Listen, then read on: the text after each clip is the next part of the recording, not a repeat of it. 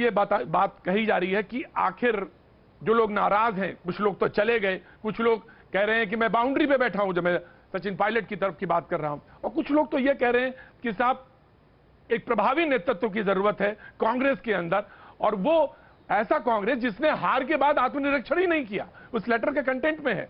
तो ये कांग्रेस के अंदर जो ये बात हो रही है, ये आखिर है क्या? कुछ लोग कह रहे हैं नहीं, कुछ लोग कह रहे हैं हाँ, कुछ हाँ इस बात में कि नहीं गांधी परिवार से ही रहना चाहिए, कुछ लोग कहते हैं नहीं उसके इतर भी सोचा जाना चाहिए। सलमान निजामी, कि कांग्रेस का जो लेटर आप दिखा रहे हैं उसमें कहीं ये नहीं लिखा है कि राहुल गांधी प्रेसिडेंट ना बने, सोनिया गांधी प्रेसिडेंट ना बने। सोनिया गांधी जी की तबीयत भी ठीक है, बने, और कांग्रेस बने, के नेताओं ने ये सलमान निजामी बने। मैं तो ये कह रहा, मैंने तो ट्विटर पे आज सवाल डाला, जो ट्विटर पे उसमें ज्यादातर 60% लोग तो यही कह रहे हैं कि राहुल गांधी प्रेसिडेंट बने।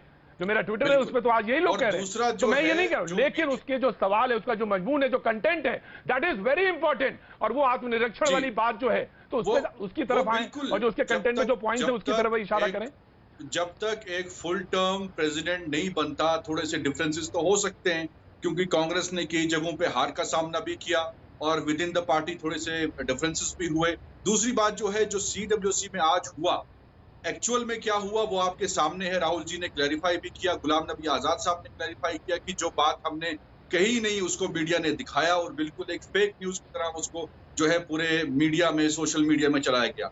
हकीकत यह है कि पूरा कांग्रेस का कार्डर जो है चाहता है, और इस लेटर में भी ये लिखा गया है कि हमें लीडरशिप जो है, एक कमांड चाहिए, जो मुझे लगता है कि राहुल गांधी जी हैं वही प्रेसिडेंट बनने चाहिए। ये पूरे कांग्रेस, पूरे देश की कांग्रेस जो है ये चाहती है कि राहुल गांधी जी आए। और बीजेपी को जो है, और जो मीडिया जो है, जो आजकल स्टेटमेंट आ रहे हैं, जैसे गुलाम नबी आजाद साहब ने ये स्टेटमेंट बिल्कुल क्लैरिफाई किया कि भाई मैंने तो ऐसी बात कही नहीं। हाँ, कुछ लीडर्स ने सवाल उठाए, मैंने कहा कि मैं रिजाइन दूंगा। और ये सवाल किस पे उठाया जा रहा है? उस गुलाम नबी आजाद पे जिसने 20 आतंकवादी हमले जो है उन्होंने सहे कश्मीर में, और 48 साल मैं ओवैसी साहब का जिक्र तो बाद में करूंगा। निजामी ओवैसी के ट्वीट का जिक्र मैं, निजामी ओवैसी के ट्वीट का जिक्र मैं बाद में करूंगा। और वो तंज कर सकते हैं, इतनी बड़ी पुरानी पार्टी है कांग्रेस की, वो तंज करें, उसका कोई जिक्र। बहुत सारे लोग पार्टी के बारे में कहते हैं, मैं ओवैसी की बात नहीं कर रहा हूं, मैं जिक्र नहीं कर रहा हूं। लेकिन गुलाम नबी आजाद साहब की वो तो बात हो सकती ना। उन्होंने कहा कि मैंने जो कहा था, ये एक नेता का जिक्र उन्होंने किया, और जिसका जिक्र किया वो कुमारी शैलजा का था कि नेता बीजेपी के हाथों में खेल रहे थे। ये बात उन्होंने कहा कि ये जो मैंने राहुल गांधी पे नहीं, किसी और नेता पे बात कही, और उसका वो जिक्र कर रहे हैं। तो ये सवाल इस बात का है कि आखिर कांग्रेस के अंदर चल क्या रहा है, ये जानना तो जरूरी है ना।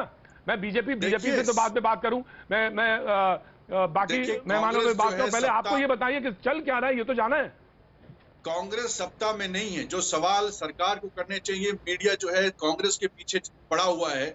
आप बीजेपी में देखिए LK आडवाणी जी का क्या हाल है, और उमा भारती ने क्या स्टेटमेंट किया था राम मंदिर के दौरान। आप कांग्रेस को बार बार राहुल गांधी, मुझे लगता है कि मीडिया भी और जिस तरीके से बीजेपी पूरा राहुल गांधी से क्यों इतना ऑब्सेशन है, क्योंकि राहुल गांधी वो लीडर हैं जो काउंटर कर सकते हैं बीजेपी को, और बीजेपी को राहुल गांधी से खतरा है। इसलिए बार बार कांग्रेस के अंदर गुस्सा जा रहा है, फेक न्यूज के माध्यम से लोगों को मिसलीड किया जा रहा है, ताकि लोगों का ध्यान जो है बाकी मसलों से हटे। चाइना इस वक्त लद्दाख के अंदर है, बिहार में नेपाल घुस गया, हमारी इकोनॉमी डाउन है, कोरोना वायरस जो है 70 लाख से ज्यादा केस हुए, उस पर क्यों नहीं चर्चा हो रही?